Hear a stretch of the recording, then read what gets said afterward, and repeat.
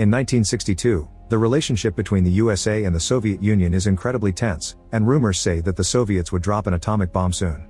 Panic takes over American citizens and building bomb shelters in their backyards becomes a common occurrence. Dr. Calvin works extra hard on his bunker, filling it up with enough supplies to last for many years. One day, Calvin and his pregnant wife Helen throw a party at their house. Things are going well until they see on TV a broadcast from President Kennedy, who announces that they are planning a secret mission against the Soviet Union. There aren't any details, but Calvin still panics and thinks a war is about to start, so he kicks out all the guests and drags his wife into the bunker. Seconds later, an aircraft flies over the city only to suddenly detect a mechanical failure. There is nothing the pilot can do and it crashes right into Calvin's house, absolutely destroying it. In the bunker, Calvin hears the noise and feels all the shaking, so he assumes the war has started and quickly seals the door. He explains to Helen that he can't open it manually. The door will open on its own after 35 years, which is the time for nuclear particles to normalize in the atmosphere. Soon the authorities arrive to check the debris left by the accident, and since they can't find any proof of life, they assume Calvin and Helen have died in the crash. Days start to pass and Calvin feels at home, but Helen hates it down there. One day her water finally breaks and with the help of her husband, she gives birth to a cute baby boy. Soon days become years, and their son Adam becomes a bright young child. Calvin teaches him everything he knows and hopes that one day Adam will rebuild the country to bring back its old glory. On top of all the basic school subjects, Calvin also teaches Adam how to box, to speak French and Latin, and how to handle the stock market. Helen teaches him to do chores around their home and even how to dance. Calvin also gifts Adam his collection of baseball cards and tries to explain sports to him, but Adam has some trouble imagining so many people. Both parents teach them very good manners but never curse around their son, who is growing up to be very naive and sheltered. The family easily finds a routine to suit their daily life that allows them to go pretend shopping in the mini-mart, fake fishing in a tank, take care of plants, and build an extra room for Adam. They also have a lounge area to read, play games, and simply relax while hanging out. Meanwhile, above them, the land that used to be their house is sold and becomes a variety of business through the years. First it is a diner, then a pizzeria, and later a nightclub. In 1995, Adam turns 33 and gets gifts his parents made themselves. When he blows the candles, he wishes to find the perfect partner one day. Helen mentions there are only 2 years left and Calvin says he will miss this place when the time comes, causing Helen to go into another room to scream her frustration out. In 1997 the 35 years finally end and the door opens itself. The family is excited to get out, but Calvin tells them he should do a quick check first to make sure it's safe. After putting on a radiation suit, he takes the elevator out and appears in an abandoned building that has become the home of a bunch of drunk beggars. Melker is so shocked by the vision of a glowing man emerging from the ground that he passes out. Then Calvin leaves the building, only to be shocked by all the changes. There are graffiti everywhere, people handling guns as if they were toys, adult stores full of merchandising that disgusts him, and weird-looking people who he can't understand when they speak. Terrified, Calvin rushes back to the bunker and explains that although the air is breathable, the neighborhood is still a post-apocalyptic wasteland full of crazy mutants. He concludes they must stay in the bunker, and his words cause Helen to finally snap. She yells at him as she explains how sick she is of being locked up and how important it is for Adam to get in contact with nature. Calvin refuses to change his mind and the argument causes him to have a heart attack. With Calvin sick and supplies almost running out, Helen decides to send Adam outside to get enough food for a couple of years. She gives him some cash and a shopping list, telling him to stay at the Holiday Inn and to keep an eye out for a not mutated girl. Before Adam leaves, Calvin tells him not to enter the adult video store because it has harmful levels of radiation. Once he is done packing, Adam finally goes outside and discovers Melker has started a little temple around the elevator to worship Calvin's family, considering them holy beings. Adam goes outside and is incredibly happy to finally see lots of things for the first time, the amazing sky, buildings, trees, and even other people, who consider him a weirdo. He gets excited over every single little thing and says hello to any person walking by him, accidentally using a slur to refer to a black woman when he greets her because he is extra excited to see another skin color. When he passes by the adult video store, he covers his nose and warns others to do the same. Afterward he gets on the bus and gets really scared to feel the machine moving. When he tries to talk to other passengers, he uses old words and nobody can understand him, so they also think he is a weirdo. Eventually Adam makes it to the grocery store and starts picking up all the items from the list. The butcher explains that if he makes a larger order it can be delivered to his house, which makes Adam realize he has no idea how to get back to the bunker. Panicking, he rushes out of the store and spends the day riding different buses to look for the bunker to no avail. He is also running out of cash, so he enters a hobby shop to sell his father's baseball cards. The shop owner can tell these are antique and valuable cards, but instead of telling Adam, he offers to buy the whole pack for just $500.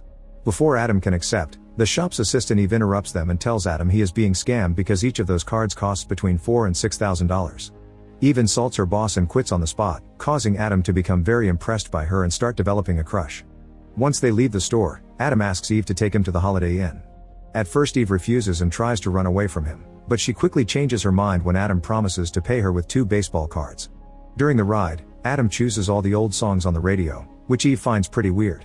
As soon as Eve drops Adam at the hotel, she leaves without a word. Adam goes to his room and when he looks through the window, he is shocked by the view he has from the 18th floor, then he enjoys watching television in color. He also makes sure to wake up extra early to watch the sunrise. The next morning, Eve visits Adam at the hotel to give him back the cards because she feels guilty over getting paid so much for such a simple task. Then she tries to leave, but Adam stops her with an offer. He will pay her to become his assistant and she can help him gather all the things for the bunker. Eve agrees and they go shopping together for enough supplies to last 2 more years, hiring several trucks in the process. Adam also shocks her by revealing he wants to find a wife.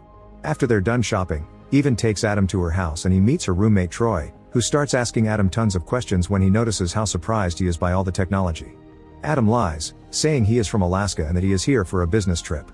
Meanwhile Helen is too curious and gets on the elevator, but as soon as she comes out, she sees Melker and his friends being creepy and immediately goes back.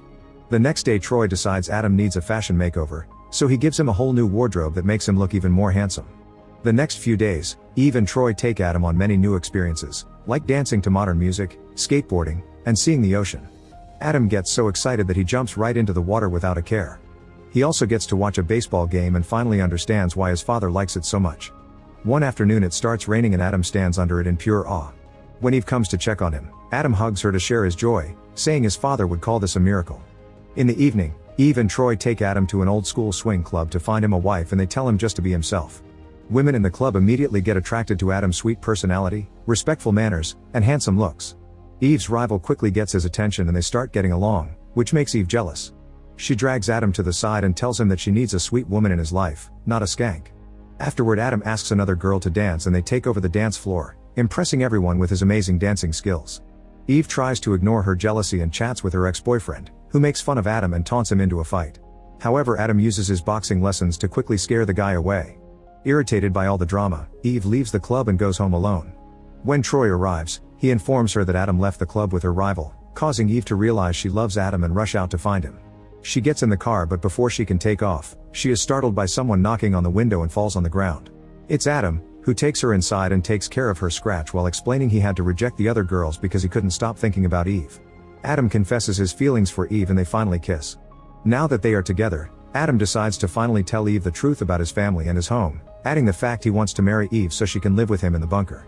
However, Eve thinks he is actually a crazy man who has been good at hiding it and immediately kicks him out. The next day, Troy takes Adam around town while teaching him how to drive. Suddenly Adam sees the adult video store from before and follows the road to finally find the building above his bunker, where Melker has started a whole religion around the elevator. Excited, he rushes back to Eve to give her the news, only to find 2 psychiatrists waiting for him. At first Adam pretends to cooperate but as soon as he sees an opening, he runs away. While the doctor chases after him, the other tries to call the police, but Eve stops her and realizes that what she did was wrong. At that moment Adam runs near her and gives her his hotel key so she can pay the bill with the cards, then he escapes in the truck he's rented, accidentally hitting the doctor's car in the process. Later Eve and Troy make it to Adam's hotel room and find a bunch of items that were made in the 60s, not to mention Calvin's stock certificates that are now worth millions of dollars. These things make them realize Adam told them the truth. Meanwhile Adam finally returns to the bunker and hugs his parents after 2 weeks of not seeing them. He tells them the outside world is lovely and brings in the supplies, which are being loaded by Melker and his friends. Back to Eve, she is desperate to find Adam so Troy takes her to the adult video store and they start stomping on the floor, thinking they may find the bunker there. Obviously they find nothing and decide to leave, but on their way out, they see Adam about to enter the neighboring building. Eve immediately rushes to him to kiss him and hug him, and Adam invites her to meet his parents. Calvin and Helen like Eve very much and they have dinner together. Calvin also gives Adam a talk about the birds and the bees. However, before making any plans for a new life, Adam asks his parents to wait 2 months.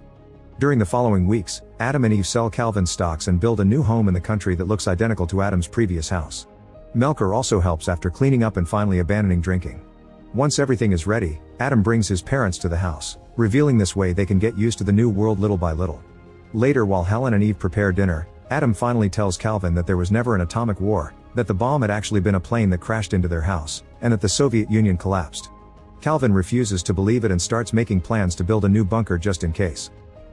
Make sure to subscribe and turn on notifications so you can watch more videos like this. Thanks for watching.